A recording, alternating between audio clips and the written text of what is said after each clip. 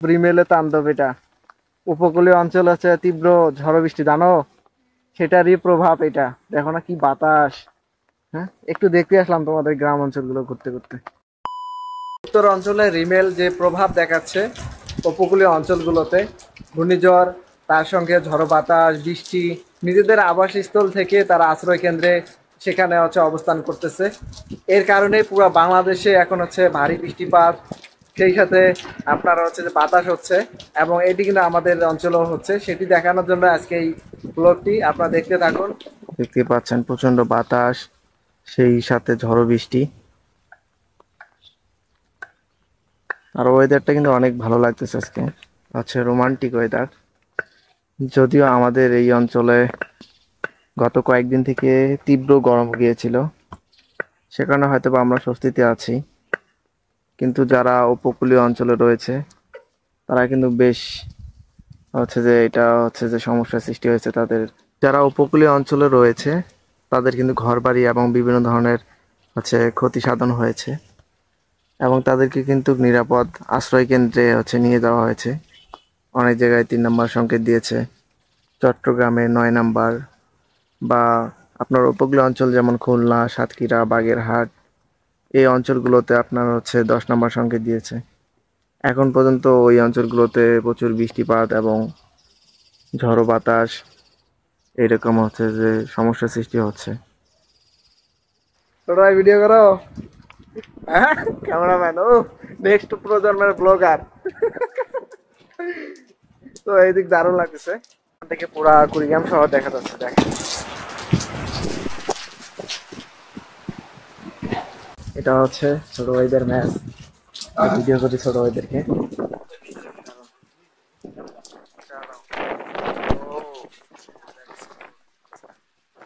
হ্যাঁ ক্যামেরা, এটা পুরা কুড়িগ্রাম শহর দেখা যাচ্ছে এখান থেকে। প্রচন্ড বাতাস বুঝছেন। আর এই দেখেন, আপনাদেরকে দেখাই কিভাবে গাছের পাতাগুলো উঠতেছে। দেখেন, আমি যেখানে দাঁড়িয়েছি এখানে ছাতা নিয়ে দাঁড়ানো খুবই রিস্কি। যদি আমার ছাতা একবার হচ্ছে উলট পালট হয়, তা বাংলাদেশের এক অঞ্চলে হচ্ছে আপনার রিমেলের যে তাণ্ডব সেটি হচ্ছে, আর সেটার প্রভাব সারা বাংলাদেশেই ফেলতেছে, এমন একটা অবস্থা। দেখেন গ্রামগঞ্জ কি অবস্থা, গ্রাম অঞ্চলে দেখেন কত সুন্দর দৃশ্য।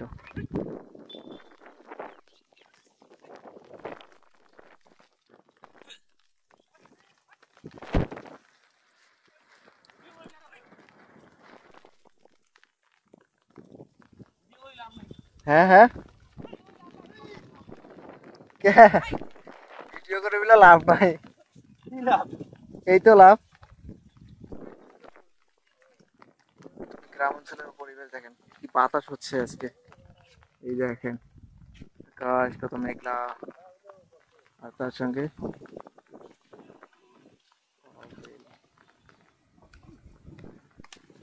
ঘোড়ার গাড়ি। কই থেকে নিয়ে আসলেন কাকা এগুলো? এই বৃষ্টির মধ্যেও কাজ করলেন। ঘোড়ার গাড়ি দিয়ে হচ্ছে চর থেকে দেখেন আপনার হচ্ছে এগুলো গাছ কেটে নিয়ে আসলো। এই জায়গাটা তো প্রচুর উঁচা।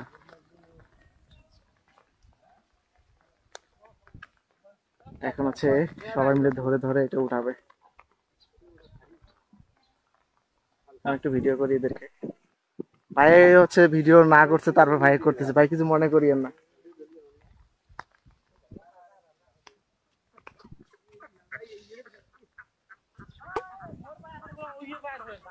Wow, গ্রামের পরিবেশ বুঝছেন।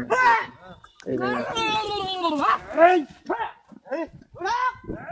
এই উঠছে উঠছে, এই উঠছে উঠছে।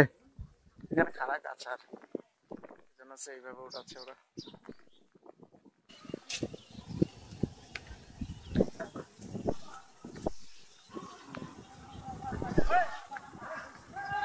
কি হচ্ছে দেখেন, এই বৃষ্টিতে হচ্ছে ঝড় বৃষ্টি, তবুও স্কুলে যাচ্ছে শিক্ষার্থীরা। আর এদিকে প্রচুর অন্ধকার, দেখেন মেঘলা ওয়েদার। দেখতে পাচ্ছেন এই জায়গাটা হচ্ছে চর অঞ্চল। আমি চর অঞ্চলে একটু আসলাম ঘুরতে। প্রচুর বাতাস, সেখানে দাঁড়ায় যায় না। ওয়েদারটা দেখেন কত সুন্দর ওয়েদার। যতদূর চোখ যায় আপনার ততদূর হচ্ছে শুধু মরুভূমি। কিন্তু এখানে প্রচুর বাতাস, কোনো ঘর বাড়ি নেই। আমি একটা এখানে মোটর পাইছি, যে মোটরের ঘর, এই ঘরের সামনে দাঁড়িয়েছি ছাতা নিয়ে, যেহেতু বাতাস না লাগে। দেখেন মানুষ হচ্ছে যে ওয়েদার খারাপ, তো হচ্ছে কাজকর্মের মানুষের ব্যস্ততা। ঠিক আছে যান। তো এটা হচ্ছে একটা ত্রিকোণাকার রাস্তা, এখানে আসিয়ে দাঁড়িয়েছি এবং আপনাদেরকে দেখাচ্ছি রিমেলের তাণ্ডব। সেই তাণ্ডব হচ্ছে আমাদের উত্তর অঞ্চলের গ্রামগঞ্জেও প্রভাবিত হচ্ছে।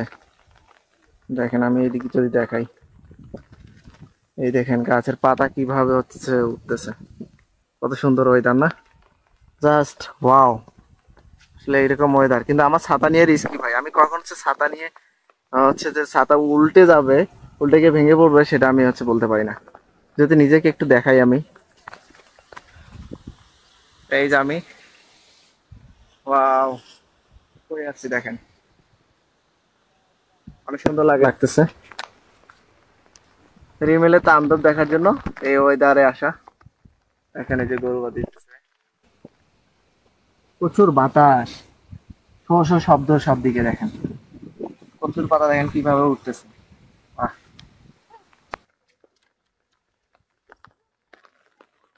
আরো সাথে নিয়ে যাবো। সাথে কি হয়েছে?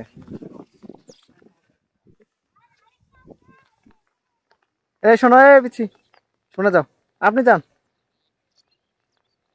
শোনো। আল্লাহ, ছাতা তো থাকে না। এটা কেমন জায়গা? এদিকে আসো, আগায় আসো, এইদিকে আসো তাহলে হবে। কই যাচ্ছো? স্কুলে? আজকে স্কুল খোলা। কি নাম তোমার? মোহাম্মদ আব্দুর রহমান তাসিন। তাসিন, কোন ক্লাসে পড়ো? ক্লাস 4। ক্লাস 4। কোন স্কুলে? স্কুল করিমের খামার সরকারি প্রাথমিক বিদ্যালয়। ওহ, দারুণ তো কথা বলো তুমি। তোমার বাসা কি এদিকে? হ্যাঁ। এদিকে নদী কত দূরে? বড় নদী? এদিকে 60-70 কিলো হবে। 60-70 কিলো যাওয়া লাগবে? অনেক অনেক দূর জানা। এটা কি পুরা চর? হ্যাঁ। দেখতে পাচ্ছেন পুরা চর অঞ্চল। এগুলোতে পানি ওঠে না? উঠে। পানির সময় কি করো তোমরা? পানির সময় নৌকা। নৌকা দিয়ে আছে যাতায়াত করো? তোমাদের বাড়িতে তো পানি উঠবে, হ্যাঁ। বাড়িতে পানি ওঠে না? তখন কি করো? উপরে চলে যাও ওইদিকে? হ্যাঁ। ওইদিকে পানি আসছে তো। হ্যাঁ, ওইদিকে পানি নদী। ওইদিকে। হ্যাঁ। ও, এদিকে যাওয়া যাবে। এদিক দিয়ে যাওয়া যায়? ওই যে ওখান দিয়ে যাওয়া যাবে। ওই যে খেলোয়াড় গুলো খেলতেছে, ওখানে যাওয়া যাবে এদিক দিয়ে? ঠিক আছে, তুমি যাও তাহলে, তোমার লেট হয়ে যাচ্ছে পরীক্ষা। যাও, দরকার পড়ে ছাতা বন্ধ করে যাও, না হলে যেতে পারবে না কিন্তু। ও হচ্ছে স্কুলে যাচ্ছে। আসলে প্রচন্ড বাতাস, এই বাতাসে ছাতা নিয়ে যাওয়াটাও খুব টাফ। এটা হচ্ছে একটা চরাঞ্চলে গাছ বাড়ি। তারপর দেখেন কিভাবে বাতাসে গাছের পাতা উঠতেছে, দেখেন সর্বনাশ, পুরাই অবস্থা খারাপ। এই দেখেন, দেখা যাচ্ছে কিনা যায় না। লাইভে দেখেন ফুটবল খেলতেছে বৃষ্টিতে, ঝিরঝির বৃষ্টি, সেই সাথে বাতাস, আর এরা ফুটবল খেলতেছে। দারুণ ওয়েদার। ও, আমি একবারে চরাঞ্চলে এসে পড়েছি, এখান থেকে হচ্ছে দেখাচ্ছি ওদেরকে কি বাতাস। দেখেন এই যে গাছ, দেখেন কিভাবে উঠতেছে। এটা একটা চরাঞ্চলের বাড়ি, আর আমার সামনে দেখেন বিস্তীর্ণ চর, যতদূর চোখ যায়। পানির জন্য, বৃষ্টির জন্য হচ্ছে ওয়াটার প্রুফ ছাড়া আছে ভিডিও করাই যায় না। ওইদিকে হচ্ছে গরু বাতান দেখতে পাচ্ছি।